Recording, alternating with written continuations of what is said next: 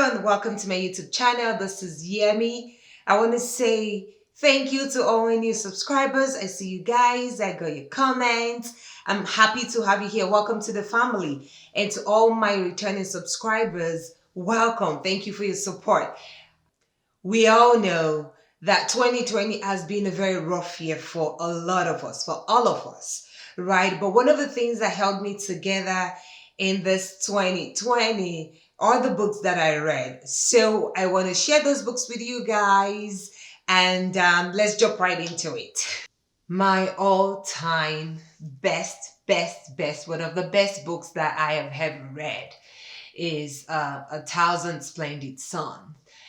This book is set in Afghanistan. It really addresses and talks about mainly two women, right? Miriam and Lila. The story starts with Miriam growing up as a child with her mother, and a mother was a single mom. A father used to come to see her, but eventually Miriam's mom, died. She committed suicide. Miriam was taken to her dad's house, and her dad had, I think maybe three wives. I don't remember. I might be wrong on that, but the dad had wives, and of course couldn't take her in. They married her off really early at the age of 15, and to this very older man that took her to another part of, away from a family. And she started a new life as a wife of this new person that she married, that she did not love. At the same time, the story starts also the story of Layla. Layla growing up in a loving family, a mom, a dad, and brother. And then, of course, she had this friend, Tariq. Tariq that played a very important role in the life of Layla. But, with Layla growing up, and in the middle of all that, war happened, and Layla's family was killed. She lost all her family members, loved all her friends, and the story, it's a very emotional book.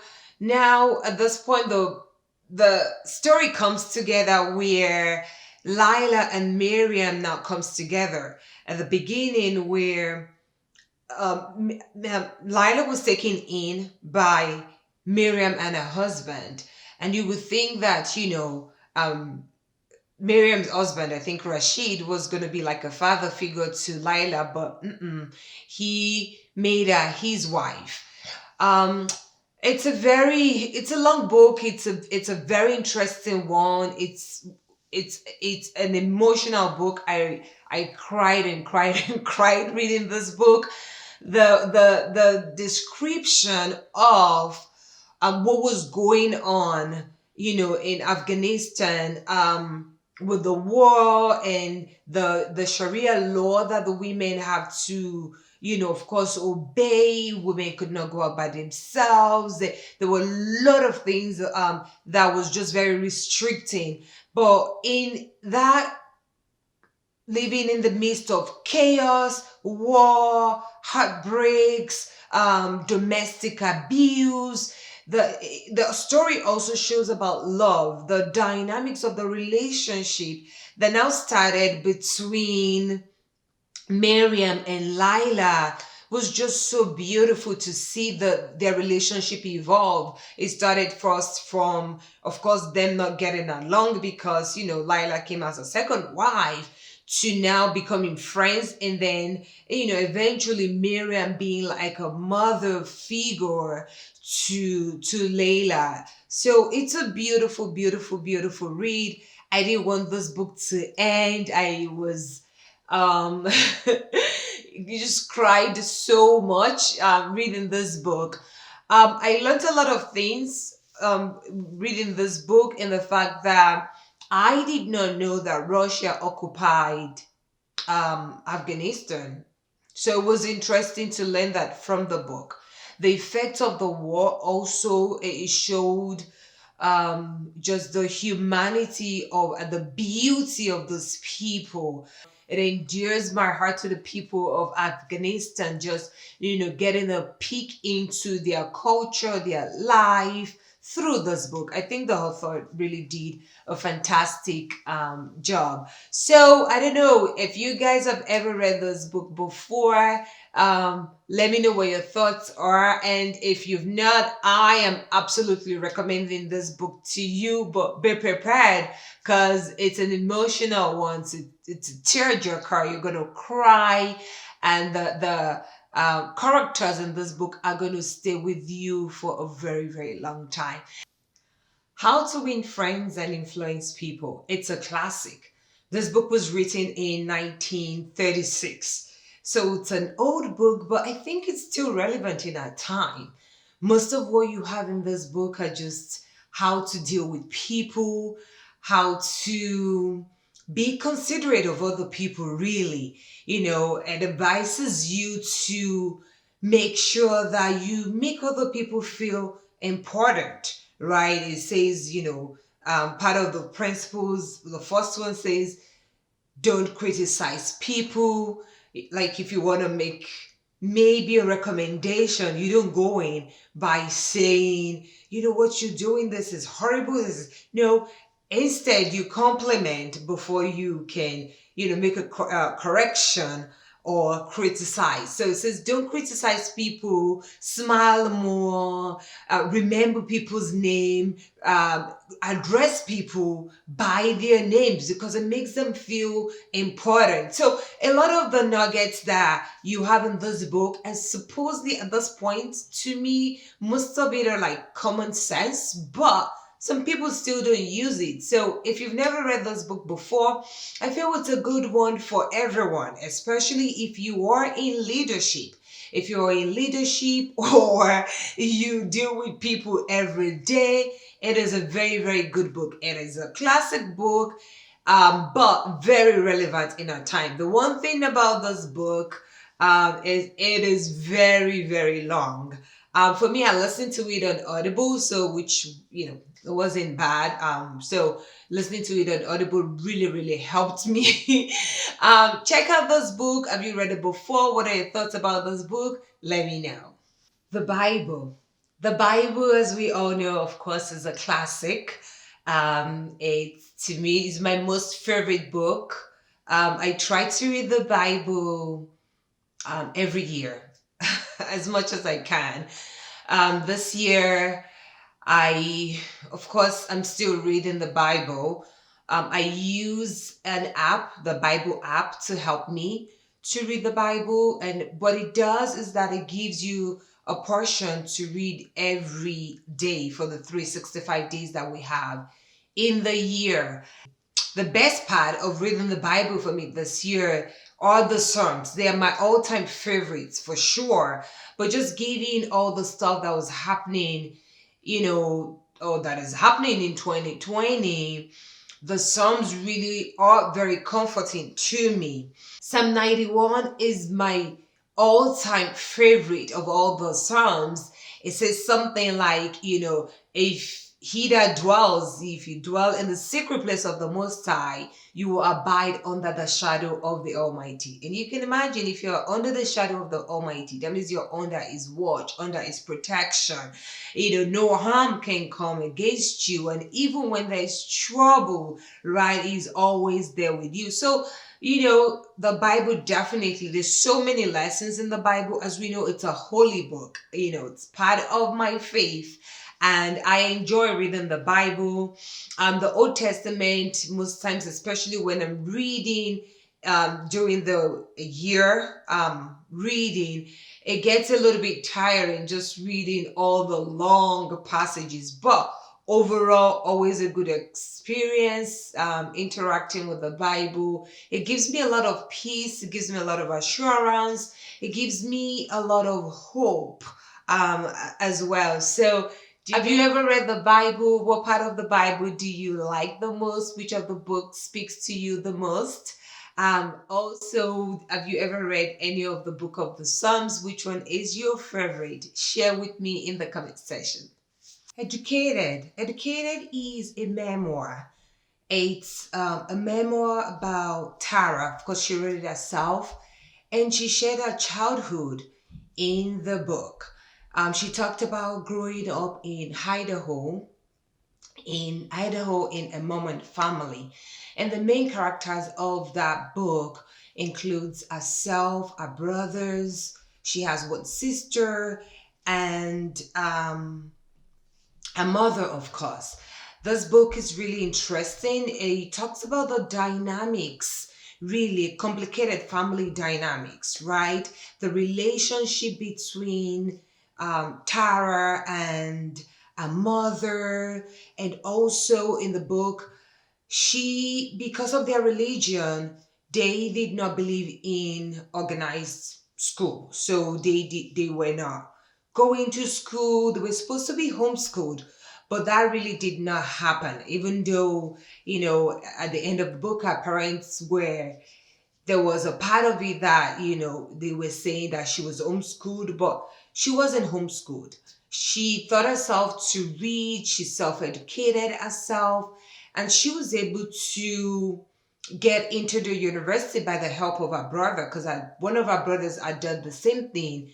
He educated himself and was able to leave home and go to the university. So she ended up going to Oxford and got a scholarship. And at the end of the whole thing, she ended up with a PhD. So for somebody that was not homeschooled or was not educated, did not get a formal education, so to say, but she was able to teach herself, things, calculus, and ended up getting a PhD. To me, that is really phenomenal. The bulk of the book really just describes the relationship and I believe the effect of their religion on the way they perceived life. The relationship between her and one of her brothers was really abusive. He was physically abusive to her. He will pull her by the hair and dunk her head in, the toilet. She was working in her dad's junkyard. There was a lot of, accidents, trauma in the book, but they never went to the hospital. They didn't believe in the hospital. They didn't believe in vaccinations. Even when the dad had a really bad accident, he never went to the hospital. It was the wife that was, caring for him, and she would use like herbs and essential oils and stuff like that. The big part of this book to me was a lot of gaslighting, really, that was going on because Tara at the point was doubting if some of the things that had happened to her really happened, like some of the abuse that she received from, her brother and some of the accident that she had herself. She was doubting if it really happened. She was questioning her memory because our family members were saying that those things did not really happen. So, but the one thing that was a saving grace for her was the fact that she kept a journal. And that journal sort of just helped her to just to make sure that, okay, yes, this really did happen because when it happened, I wrote it down in my journal. So it's a very good read. It is very, reading some of it was very, let me say, uncomfortable because of the abuse that was going on. Her brother was really abusive to her physically. He was also verbally abusive to her. It was a huge threat to her. In some of the part of the book, especially after she had gone home and she was, exposed to other people and how other people lived, I felt like, oh, you can leave now. You can speak up now. But because I guess, the abuse that she has had for years and been suppressed for years, it took her a while for her to come and confront her family. So you guys check this book out. Have you read it before? Let me know. To me, the main thing about this book is just the power of us as humans, that when we're determined and we set our minds to do things, that we can actually accomplish it. Because for somebody that was, was in the midst of chaos, in the midst of trauma, in the midst of fear, paranoia, for her to really get herself out of that environment and not just, thrive, but do very well, begin to surround herself with positive energy, positive, friends, and eventually going to get a formal education at Oxford. It is really, really phenomenal. So, check this book out if you've never read it before. If you've read it, please, share with me, what did you gain from the book? Life Principles from the Women of the Bible is a good one. It's actually a study book where you read a portion of the book, and then it would ask you some interacting questions, and it would also refer you back to read some passages of the Bible. This book, I really enjoyed it. The best part of reading this book is I read it with a group of lady friends of mine, and we would meet once a week to come together and discuss the book. So, in the book, it just tells you about the life of the women of the Bible. So, we talk about people like, Eve, Hannah, Sarah, Mary, and Martha. So, this book just, to me, it examines their life in how ordinary these women were and what the challenges that they also faced in their life. A lot of time we look at, people that have gone by or people that are named in the Bible, and we feel like, oh wow, those people, we can never do what they did and stuff like that. But it just showed their human side, their their humanity. Especially for me as a woman, it was a very good read. My favorite of all the ladies so far, because of the study that I did, is Rahab. Rahab's story still touches me, how courageous she was, despite the fact that, she was a woman that was ignored because of she was working as a madam, as a prostitute, right? She was in charge of a brothel, so to say. So have you ever read this book before? Let me know what you think about it, or you can also check it out. The links to all those books I'm going to put in the description box. If you guys want to check out the books, you're welcome to do that. Atomic Habits. Atomic Habits is a self-help book really about making changes. We all have habits that we could, might need to change or get rid of. And this book was very helpful for me, just seeing that this year I've made a lot of changes to my lifestyle. Of course, so reading this book was helpful in the sense that it really talks about making small changes in order for you to see a big difference. Of course, it talks about the power of persistency and consistency as well. And also, part of what I like about this book is that it has some worksheets that you can, write on questions that I was asking in you trying to form a habit. So it's a good book to read. The biggest aha moment for me in this book is when it compared goals to systems. I've always been like a goals kind of person. You make, you want to make your smart goals. But he said that goals really are the results, right? It really addresses your goals, addresses the results, while your system addresses the process, or your systems are the process. And that makes sense to me, because a lot of times when we set goals and we don't reach our goals, we always, feel so bad. Like, I set this goal to do XYZ and it never happened. Maybe I want to start exercising, and I said I was going to exercise 5 times a week, but I didn't exercise. So that goal did not happen. But he says that the process is really what we need to focus on. For example, if you want to exercise and you're supposed to exercise 5 times a week, for example, but that never happened. You didn't exercise at all, but you got up early. You put on your exercise cloth or your exercise, brought out your exercise equipment. And even though you did not exercise, the fact that you started the step should be celebrated.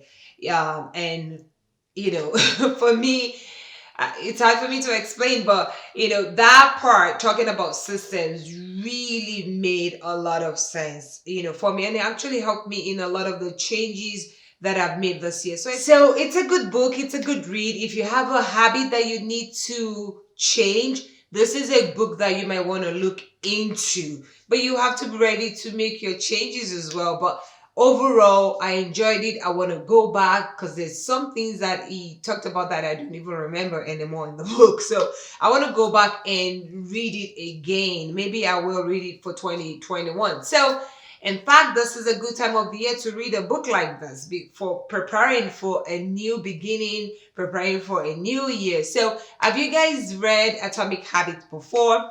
Let me know. And share with me your experience and the best part of the book that you enjoyed. All right, guys. So those are the books that I read. My top 5 books. I read more than five, but my top 5 books of 2020. I hope you guys enjoyed. I hope you guys enjoyed going over the books with me. What books do you plan to read for 2021? I already have some books that I've started looking at and considering that I'm going to put on my list for 2021, and I'm keeping my fingers crossed. Do you guys have any books that you already have planned for 2021? So share with me, and I want to say thank you again for watching. I'll see you in my next video.